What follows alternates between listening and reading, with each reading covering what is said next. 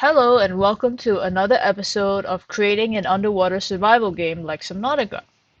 This is part 3, and in this part we will be going through how to create an inventory system for the game.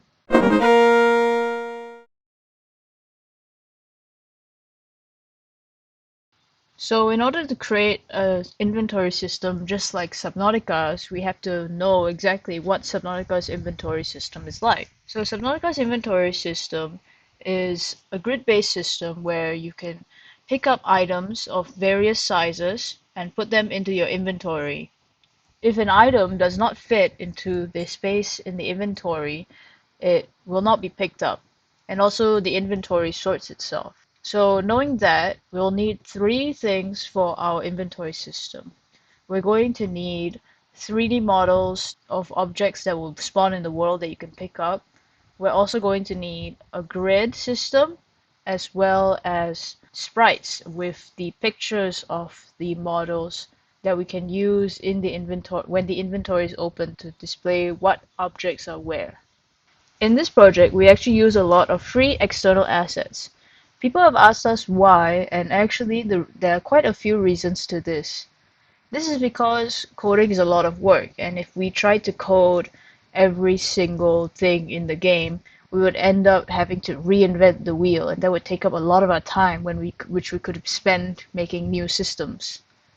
And at the same time, many games or applications require similar functionalities, which you can find online for free. And then again, another reason is that problems that we run into when coding, other people have probably run into them before, and thus have come up with solutions that have over time been perfected. So in overall, it saves us a lot of time. And lastly, the most important reason is that code that is shared or open source is often much more stable than other counterparts because open source code has been tested by lots of people, have had lots of fixes over time, and is more tried and tested. So actually using shared code could make your game even more stable. With that said, the external assets that we're using for these video, I'll link them in the description, but here are the different things. So if we go to Window and we go to Package Manager, I found a pack of fish icons which I can use for the video. So I'm just going to import them into the project. I also found a few 3D models for fish on the asset store which we can use. So I'll also import these. Lastly is the grid system. CodeMonkey has actually made a really amazing grid system that's really easy to work with and to modify to suit your own needs. And they've made actually a bunch of different things from that grid system. So the channel will be linked in the description below, as well as the video in which the grid system was created. And yeah, I'm going to import this into the Unity project. So I'm just going to create a new folder in scripts where I'm going to name it inventory. So all inventory related scripts will be in here. So I'll just import the script into the project. So if we take a look at this script, it's made by CodeMonkey, as said earlier. You can check out their website and their YouTube channel. Basically, this grid takes in a grid object, and it sets up a grid of a certain width, height, and cell size. And then in each cell in the grid, it will create a grid object in there. Yeah, so these are all some general functions of the grid. And things like getting the grid object based on the world position or the grid position. So yeah, we'll be creating our own grid object to be put into the grid later on. But now let's set up our prefabs and scriptables. So the first thing we need to do is to create a scriptable object that will store the data of each item. So for example, if we wanted to have an item called small fish, we would need something to store the name, the ID number of the object, the size of the object, its sprite, its prefabs, and so on and so forth. So I'm going to create a scriptable object now. So create a new CS script. I'm going to call it item scriptable object. And now we open it up. So since it's a scriptable object, we need to create an asset menu. So this basically allows us to create an instance of this script as an item scriptable object in the menu. And since it's a scriptable object, we don't need start or update. And we also need to change model behavior to scriptable object. So I said earlier, the values we need to store. So I'm going to put them all as variables in the scriptable object.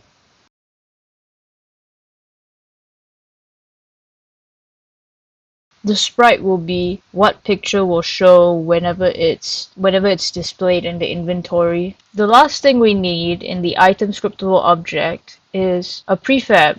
When we move the item from inventory, we need to remove it from the inventory menu and also spawn a prefab into the world. So we need to store this prefab. Okay, that should do it for the item scriptable object. So I'm just going to go back to the Unity. Now if I go back to assets, I can create a new folder and I can call it scriptable objects.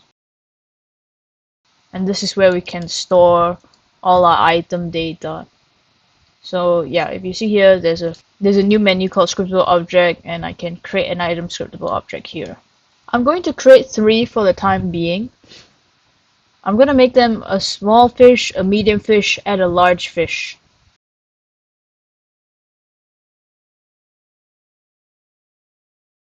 You can actually have the item name be different from the scriptable object name, but for now I'm just going to actually keep mine the same. So since we haven't created the world prefabs for each fish, we'll assign them later. Now that we've made our scriptable objects, we can set up the prefabs that we need. I'm going to create a new folder called prefabs. And then I'm gonna start by dragging out the fish prefabs into the scene. So I'm gonna make 3 different prefabs. And I'm gonna make this fish a little bit bigger. So a small fish, medium-sized fish, and a large fish.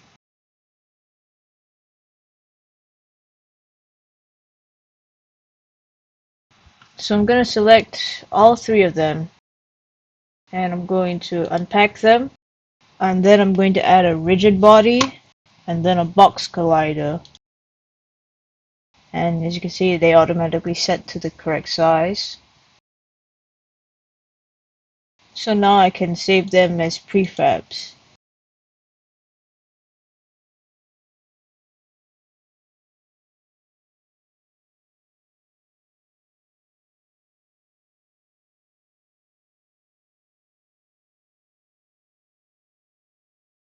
In each of the prefabs, don't forget to actually remove the mesh collider. Because we added a box collider, we actually need to remove the mesh collider it's using. So I'm actually going to go into select all 3 prefabs and remove the mesh collider. We will also need a prefab for the UI so that when we display our inventory system in the UI, we have one image for each spot. So I'm going to go to the player canvas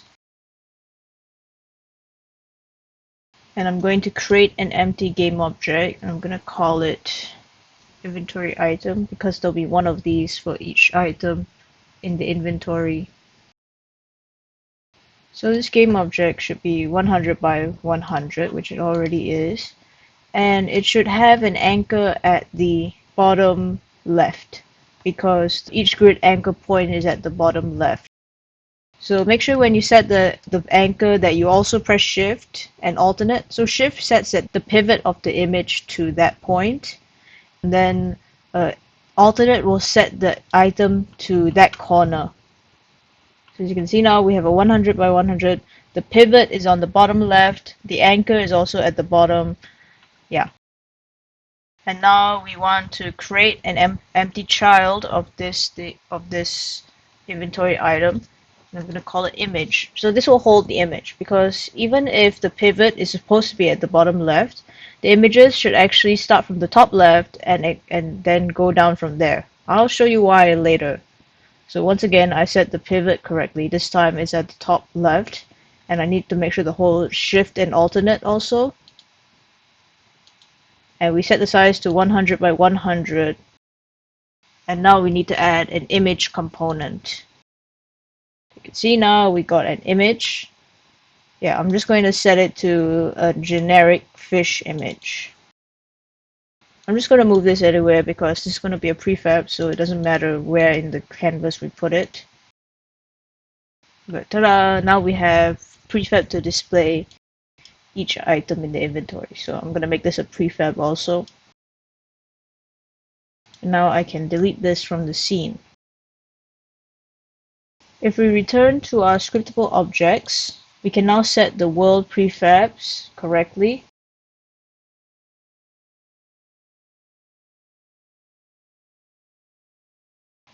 So if we take a look at this prefab, we have all the things we need to make sure we can pick it up and interact with it in the world, but we need a way to store the item scriptable object data on this game object. So if we spawn this object, we need to be able to know which item scriptable object it is. So we need a class that will store the item scriptable object data. So if I go back to scripts, and then I go to inventory, I can create a new script, and I'm going to call it interactable object. So this is a class interactable objects can inherit from, so that you can always get the item scriptable data from the object. So I'm just going to open this up. So this class will just be really simple. We'll delete all the start and update. I'm just going to put a reference to the item scriptable object. So, and that's it for this class. So now we just assign it to each prefab. So here we can pick an item scriptable object. I'm going to pick small fish. And then I'm going to set it for all the prefabs, including the inventory item prefab. For the inventory item, we need to add the interactable object script, but I'm just going to assign none for this one. And then whenever this is instantiated, we can assign it then. So I'm just going to add the interactable object script to all the prefabs.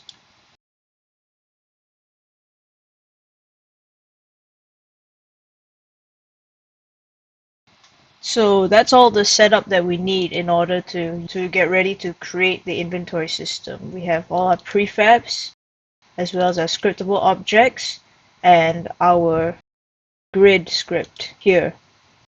Next, we can get started on the grid and the inventory system. So the inventory system script will manage all the functions we need for the inventory. This includes sorting the items in the grid, picking up items, and removing items from your inventory. So first of all, we need to create the inventory system and set up the ability to open and close the inventory by pressing tab. So I'm going to create a new script. Then I'm going to open it up. I'm just going to use Unity UI here because we'll be needing it later.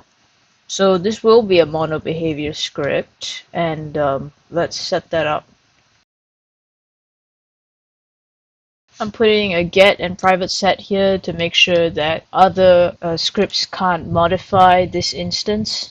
In this script, we're going to be needing a grid, and we need to type what kind of grid we're going to have. So I'll leave this blank for now. Later on, we'll create the grid object that will be put in here.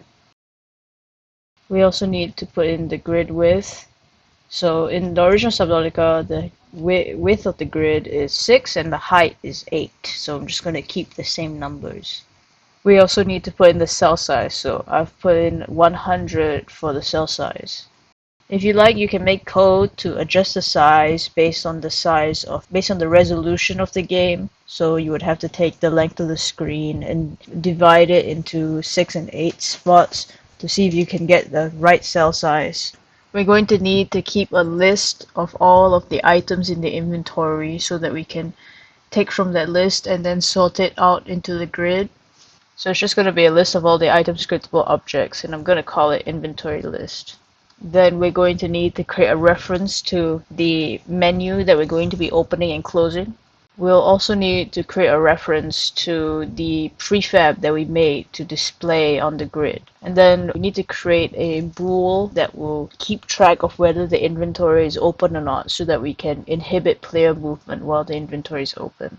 So instead of start, I'm going to use awake. And during awake, we need to set the instance to be this. And now in update, in order to set up the opening and closing the inventory, I'm just going to put in some code here. So here, whenever you press tab, we check if the inventory is open, and if it is or isn't, we open and or close it. So if the inventory isn't open, we need to open the inventory, which means we set the cursor lock state to none, and then we also need to open inventory tab, and then if it is already open, we need to close inventory tab. And then after that, we need to change inventory open to be the opposite of itself. Since we haven't created a grid object yet, for now I'll actually leave it blank and I'll fill that in later. Okay, so now we can assign our inventory system. I'm going to assign it to game manager, and yeah, you can keep inventory list empty for now. We'll fill it up later. So for UI prefab, we need to go to prefabs, and then we drag in the UI prefab into here. After that, we need to go to player canvas, and we need to create an empty object, and I'm going to call it inventory. So this is what will store our inventory system. So I'm going to anchor it to the left, but I'm going to set the pivot to be at the bottom. For now, I'm just going to set the size to be 600 by 800, and I'm going to put an image component, and I'll just set it to blue for now to act as like a background. So when the inventory is open, I have a blue background. When it's closed, it won't have a blue background. So I'm just going to drag inventory to inventory tab. I'm going to also disable it so that when we start, it's correctly disabled. Okay, now that we have our inventory system, we need to edit the player controller so that the player stops moving and stops looking around while the inventory is open. So for this, I'm actually just going to freeze the position of the player and freeze the rotation. So now if I go to scripts and I go to player, then I'll open up player controller. Now we can actually cut off the movement when the inventory is open. So first I'm just going to cache the inventory system instance. I'm going to call it iSystem. Then in start, we need to get the instance of the inventory system. Remember to do this in start instead of directly on the variable because the instance is only set in awake of inventory system. So with that, if I go to fix update, I can put an if statement here. So if the inventory isn't open, then we can do our movement code. And then if the inventory is open, the movement code won't happen. And we need to do the same thing for our look around code. Now we will make the code that will sort the inventory. First of all, I'm going to add link. So when sorting the inventory, we're going to use a system as follows. This system, what it does is basically it sorts all of the items in the inventory according to size, so biggest items first. Then the algorithm to sort out each item is as follows. So for every item, we'll run a check on every single index, and this check will check whether, starting from the cell index, it will check if the object is larger than 1 by 1, it will check in that area from that index. So for example, if you're at a certain index and it's a size 2 by 2 object, it will check the cell below it, the cell to the right of it, and the cell one diagonal from it. And if all of those cells are empty, then it will set the object to be in that first cell, and it will fill the rest of the cells with filler object. So that filler object, we actually need to create a item scriptable object to take the place of that filler object. So if you go to scriptables, I'm just going to create one quickly. So it's just going to be ID of -1, and it's just going to be called filler. It'll have no size. We'll leave everything blank because it's just meant to be a filler object, especially the sprite being none. So when the sprite is set, it would be set to none, nothing at all. So over here we need to add a variable. So I'm just going to do filler item, and this is where we'll assign our filler items in future. Now I'm going to go to the bottom and I'm going to actually create a new region, functions to sort the inventory. The first two functions I'm going to create are assign item to spot. There will be one version where it takes in item scriptable object and the coordinates, and it will just assign that object to the coordinates. And the second option is if you give it item scriptable object and then a list of coordinates, then it will assign all of those coordinates to be the item scriptable object and filler objects. So let's type it out.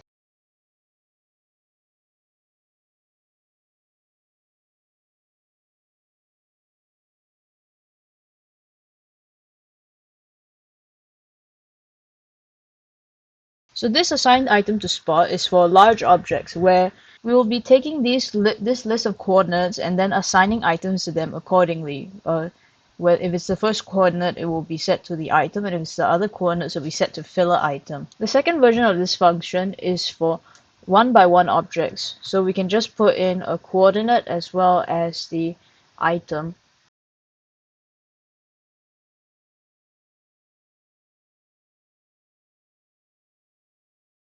The next function I'm going to create is one that resets the temp values.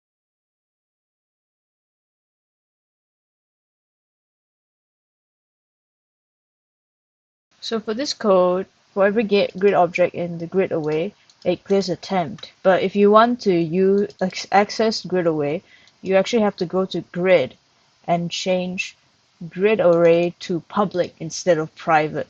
So the original CodeMonkey code, it has grid array as private, but if you make it public, you can access it to get every single game object in one fell swoop. So this is how I reset all the temporary values for every grid object.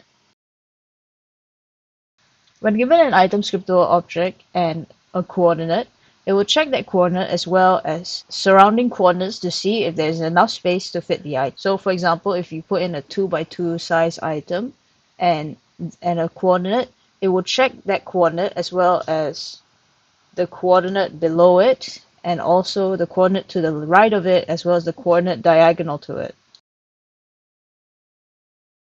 Do recall that our grid actually starts from the bottom left and it goes to the right and upwards, but we want to sort starting from the top left instead of the bottom left. So that's why I'll be doing the Y in negative rather than positively. So if one of these coordinates is already out of bounds, we will immediately return false.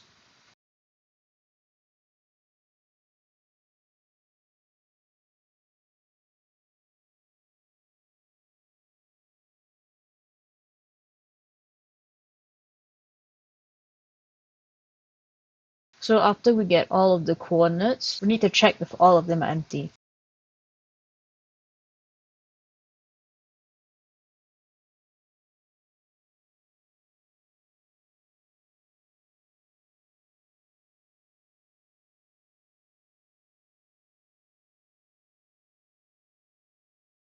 So after checking each coordinate, if all of them are empty, then the code will finally make it to this point, and then we can actually assign the item to spot and return true. So this function, when given a single coordinate, will check if it can fit a large item. So now we need a function that when given an item, it checks it checks whether the item is a one by one item or a large item, and then it checks every spot in the grid to see if it can find a spot to fit it. So this is another Boolean function because if there's no spots available, then it needs to return false to tell the inventory sorting algorithm that the current sorting doesn't work. A bool function avail spot. So this function is supposed to cycle through every spot on the grid. Because the grid actually starts from the bottom left, we need to make sure we start from the top left. So we will actually take y equals grid height We actually start from y equals 7 instead of y equals 0.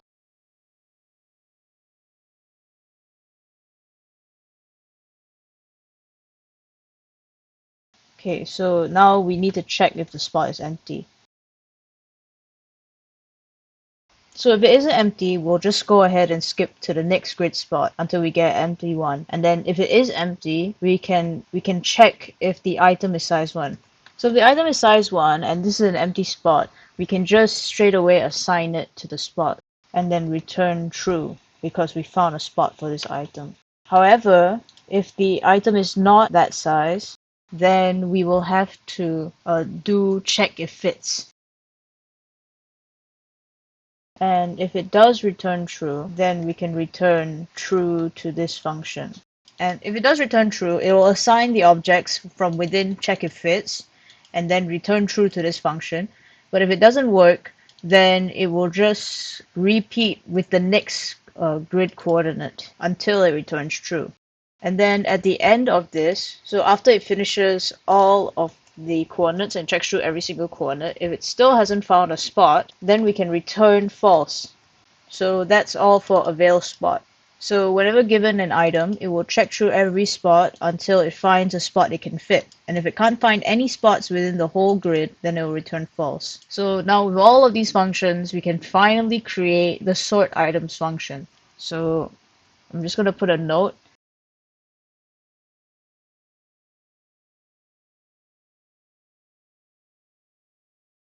So I'm going to create the Boolean functions sort items now. So the first thing we need to do in sort items is to sort the inventory list based on the size of each item. So we're going to do this using link. If you recall, we had a public list of item scriptables which will be used to store all of the items that we'll have in our inventory, and that's where sort items is going to sort the items from. So I'm just going to create a variable sorted list. Here we're going to use link order by descending. Okay, the next thing we need to do is to go through each item in the list and see if we can find a spot for them. And for every item that's been put in, the next item will take that item spot into account. So we will do avail spot with the current item. And if it ended up returning false, we will just do a warning message that the current sort doesn't work. And as we do that, we need to reset the temporary values and then return false. So this way, nothing will actually get set as the item. So in this case, if every item actually if we do avail spot on every item and they all return true, then this function will actually continue to here. So now we need to set all of the temporary values as the real values. So here I'm just going to do another for each loop. So just like in the reset temp values, we're going to do the same loop, but this time, instead of clearing all the temporary objects, we just set temp as real. So when every object has been successfully put into temporary spots, then it will go through this and set all of those temporary spots as real. It will do set item for every single grid, and it will assign the images properly, as well as the item scriptables are set properly, as well as the sizes are set properly. And when that goes through, we can finally return true. So actually that's all of the code for sorting items. If we wanted to test this out, we can do this easily by going to awake, and we can call sort items. So now if I were to minimize the inventory system and go to Unity, if I were to go to Game Manager, I could go to the inventory system. I can add scriptable objects.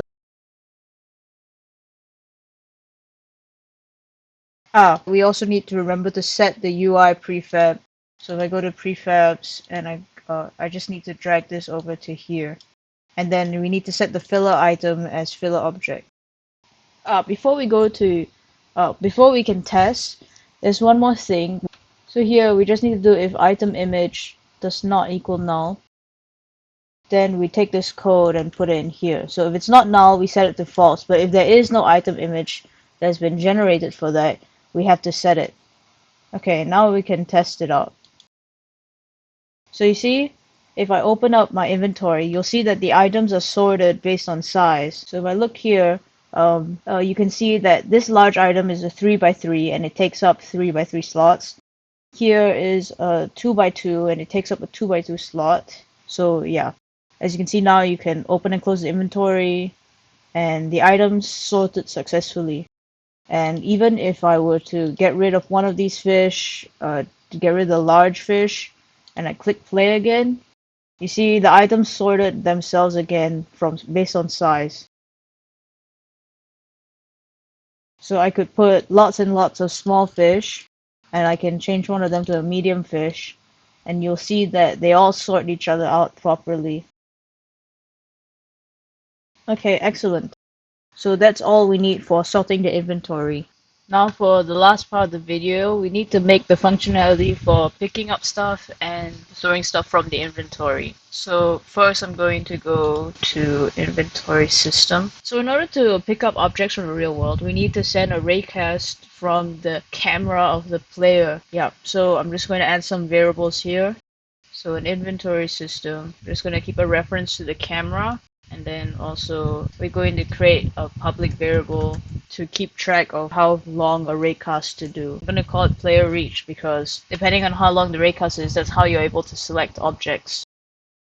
So now I'm going to create some functions to handle picking up and throwing things. So I'm going to create another region. And then from here, I'm going to create two functions. The first one is hover object. Hover object will do a raycast in order to find any objects with the interactable object script on it. And then it will return that interactable object that it found. So we do a raycast and the raycast manages to hit something, we will return the interactable object component of that object that we hit. And then if it doesn't hit anything, we will return null.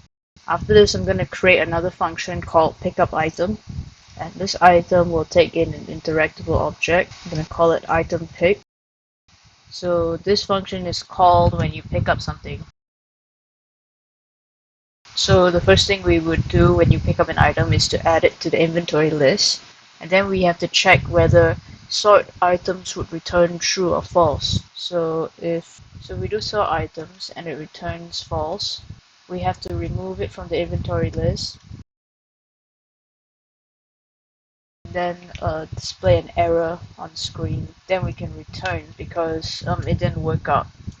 But if sort items does end up working, then the function won't return, and then we can destroy the game object that's in the world because it's already in the inventory. So with these two functions, if we go to update, so later in update here, I'm just going to put a variable I to be hover object, and then if I is not null, which means if you're actually hovering over an object, then we can check if the player left clicks, and then if they do, we can call pickup item.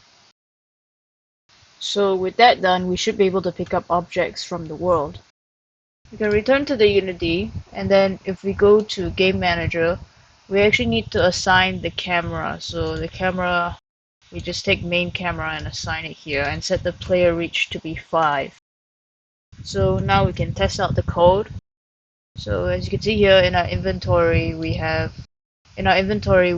5 big fish and 7 small fish. So I can pick up this fish. Yeah, so now we have 8 small fish. And then if I pick up this shark, now we have a large object as well in our inventory, and it's been organized properly. So yeah, you can pick up items from the inventory now.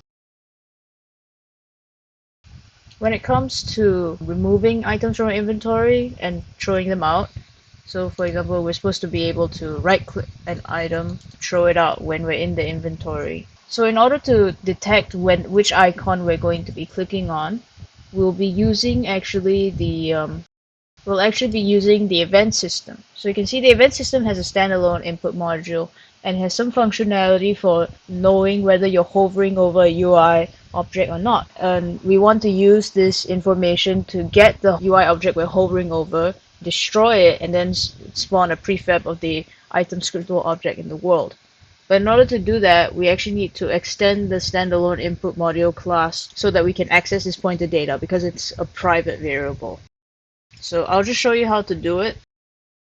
we can go back to inventory and we can create a new script. We call it extended standalone input module. So if we open it up, we need to use Unity Engine.event system. This was a solution I actually found online on a Stack Overflow post. So instead of inheriting from modern behavior, we can inherit from standalone input module. So we can remove start and update. So now we just need to add a few things. I'm going to create a private static. I'm going to get the instance of this class. And then I'm going to set the instance to be this. And then now the main thing that we wanted to do, we create a public static function that returns the pointer event data of our mouse. So here we would just create a pointer event data variable called event data. Then from the instance, we would get the pointer data. So basically what we did is we extended from the standalone input module to add an extra function that allows us to get the pointer data of our mouse instead of having it be private so we can access it from our inventory system script. After that, we can return to our inventory system. We need to add unity.event systems here. Then back here in our interacting with items region, we need to add another function. I'm going to call it remove item. This function will remove an item from the list and then resort the inventory. And then after that, it will spawn in one of the world prefabs of that item that was deleted. Because we're removing an item, we don't actually need to check if sort items will return false, because there's no way it will return false when the amount of items is reduced. So I'm just going to spawn them on the camera's position. Okay, and if I go back to update, we add another section here. So now we can check if the player right clicks. So now we can check if the pointer, which meaning the mouse, is over one of the UI objects. Then we can get the pointer event data. Pointer event data, it returns to us all of the items that the pointer is currently over. So we're going to cycle through all of them, and then if they have an interactable object component, that means it's one of the items, and so we can remove it and then spawn the prefab in the world. And then once it does find the interactable object, we can break out of the loop. Now let's test it out. Before we do that, we need to go to the event system. If I go to debug here, I can actually change the script to extended standalone input module. And then also, if I do it via debug mode, then I can keep all of the values that's already generated there. So I can return back to normal, and all of my values are the same, but it's now the extended standalone input module script. So now we should be able to test it out. I'm going to test it. So I'm going to pick up this shark, and then I can right click this fish and it tossed it right out onto the ground. This one, a small one, and it resorted the inventory as I did it. This big one, and yeah. So that's all for the inventory system. Thanks for watching. Don't forget to like the video and subscribe to the channel. Bye bye.